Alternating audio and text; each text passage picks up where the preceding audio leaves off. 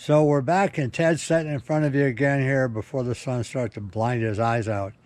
And basically, you guys remember we talked about what we were going to talk about, which was foundation and fundamentals. So we're going to take foundation separate, and then we'll go into fundamentals. So this is Ted's point of what the heck is foundation, guys? All right. So the foundation and the fundamentals of running the board. Okay. First, you need as an individual to be able to flex and extend or rise and fall, up and down motion with your knees. Okay? And that's got to be pretty comfortable because you can do a lot of it. All right. You need to be able to tilt forward on your toes, and you need to be able to tilt backwards on your heels, leaning. So the fundamental movement of forward to your front face, to your rear back, upright body. All right, there's up and down, forward, back, and you need to be able to work your hips to like pistons. So I want to put more weight on the front and more weight on the back. It depends on what I want to do. And then we have to blend all of those things together to give us what we want on the slope. Turning, stopping, going someplace, aiming at something, avoiding something. You need to have all of those foundational, fundamental movements in the board and you controlling them to be able to determine where and when and how a board gets to where it's going while you're on it riding. Okay? Okay, so I'm going to take what Ted said and I'm going to shorten it up by saying that everything he showed you was fundamentals, but the foundation for those fundamentals, most of you already have. So let's say, where do you have them? Well, when you were a child and you learned to walk, you put one foot in Right. front of the other. And when you learned to walk up and down a set of stairs, you stepped up, bent the leg and the hip, and you moved up by changing weight, transferring weight, and everything. And in all sports, we rotate a little bit left and right because we're swinging something. So those foundations that are helping the fundamentals are already built in with you. But I guess the point would be that suppose you had a very young child below the age of 5. Would you want to talk about fundamentals the way you just did? No. Why not? Because their There's foundation no need. is in the basement. Yeah, no need.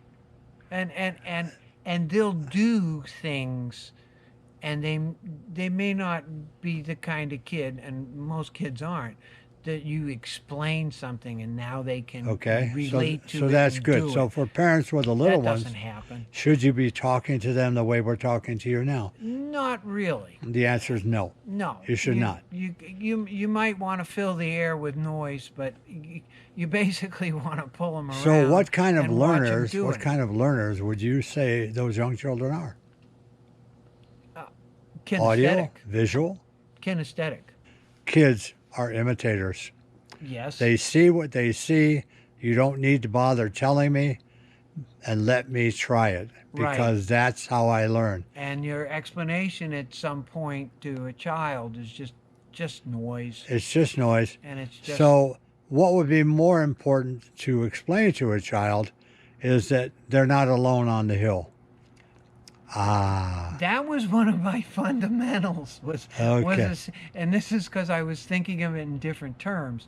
But it's like, don't go out riding alone on a place that's untrafficked, because if anything happens to you, you want somebody having it available to you. So there's a safety factor. But the other thing I was thinking of is what Jim and I have been talking about is if you're a never ever, those all those descriptions of movement over the board, yeah, those are things that you gotta come to understand, and you gotta work at. And as you move away from never ever to more expert or better or whatever you want to call yourself, you're still going to do those things, and you're still going to have to do them in the order that they need to be done, and they need to be blended the same way, and so on and so forth. So that's the same thing. It is. It's Jim on the other side, Sharon on the other side. So she finished her dissertation on foundation from her perspective. My perspective will be similar, and I hope you guys will tie it all together across, because that's what we're doing, but it'll sound a little different. So Sharon's going to now give you 5 fundamentals that are important in order to have a good day and learn a little bit about snowboarding.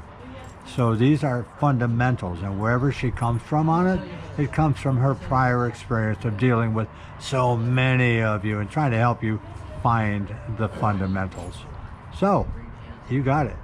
Okay, well, the fundamentals, they're different from foundations in that they directly relate to what happens to the board or the skis when you move your body in accordance with a foundation.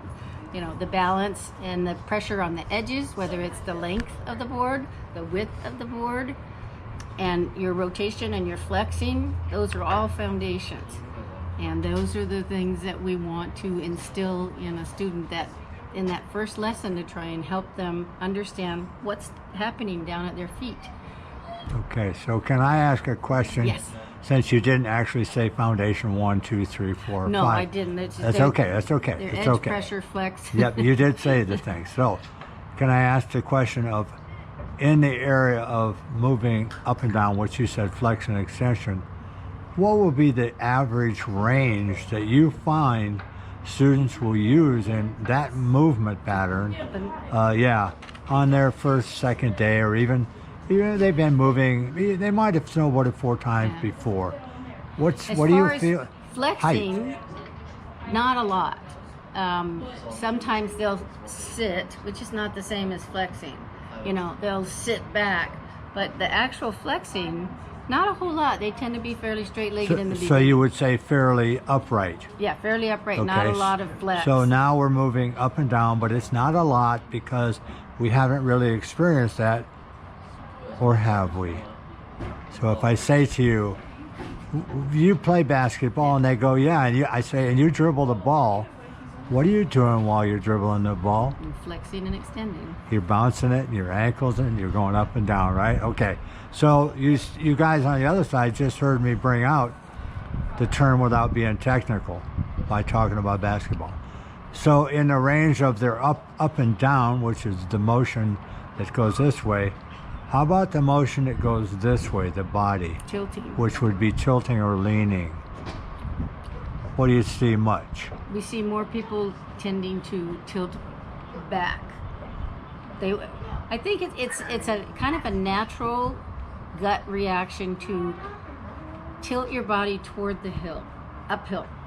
It's a gut reaction when you first learn. You always want to be tilting toward the uphill because it's scary. So if you're looking at me and you're facing downhill, you're saying you're going to tip back.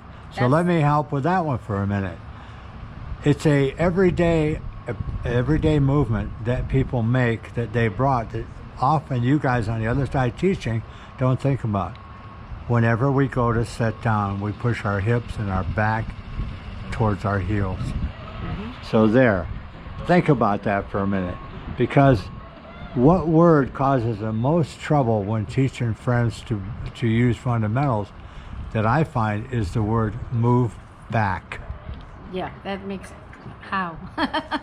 And when we say move back, do we mean towards your This way. towards your back, or do we mean towards the tail of the board? Or lean back, or put pressure on the back, and that could be this or this.